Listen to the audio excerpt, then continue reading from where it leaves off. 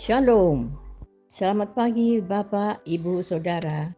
Terima kasih telah bergabung bersama kami dalam renungan harian Jemaat GKJ Bandung.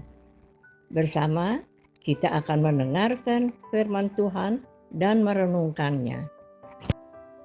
Sabtu 4 Februari 2023. Pembacaan Alkitab pada hari ini diambil dari kitab 2 Samuel pasal 18 ayat 33. Yang demikian. Maka terkejutlah raja dan dengan sedih ia naik ke anjung pintu gerbang lalu menangis. Dan beginilah perkataannya sambil berjalan. Anakku Absalom, anakku, anakku Absalom. Kalau aku mati menggantikan engkau, Absalom. Anakku, anakku. Renungan pada hari ini diberi judul Menang jadi arang, kalah jadi abu.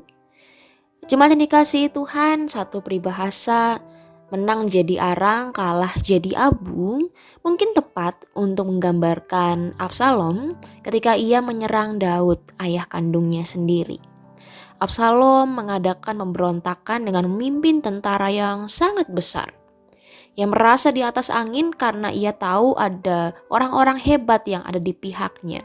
Bahkan ahli taktik kemiliteran yang paling hebat pada masa itu, Ahitofel, ada di dalam pihaknya.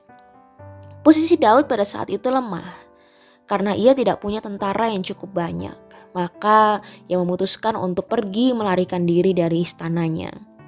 Maka Absalom menguasai istana itu. Secara hitungan matematika, Daud pasti kalah. Tapi kita tahu kisah ini berakhir dengan Absalomlah yang kalah. Mengapa?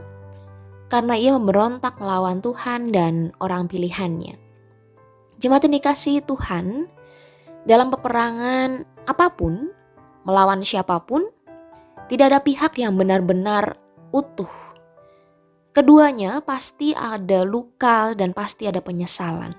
Bahkan bisa juga kedua pihak akan merasa hancur.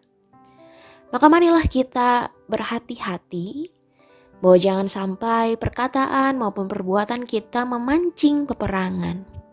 Dan marilah kita juga berhati-hati agar hati kita tidak termakan oleh emosi sehingga terpancing untuk mengiyakan peperangan itu. Bahwa sebuah perang ternyata tidak selalu terjadi antar negara dengan alasan-alasan yang besar. Perang bisa terjadi antara anggota keluarga, antara orang tua dengan anak, antara suami dan istri, antara saudara kandung, antara sahabat, antara rekan sepelayanan dan yang lain sebagainya. Dan seringkali pula peperangan terjadi dengan alasan yang sepele. Sekalipun pada akhirnya mungkin dari antara kita yang berperang akan ada yang menang dan akan ada yang kalah.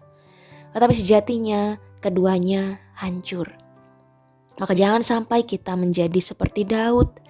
Ketika kita menang, kemenangan itu tidak lagi membawa kebahagiaan bagi kita.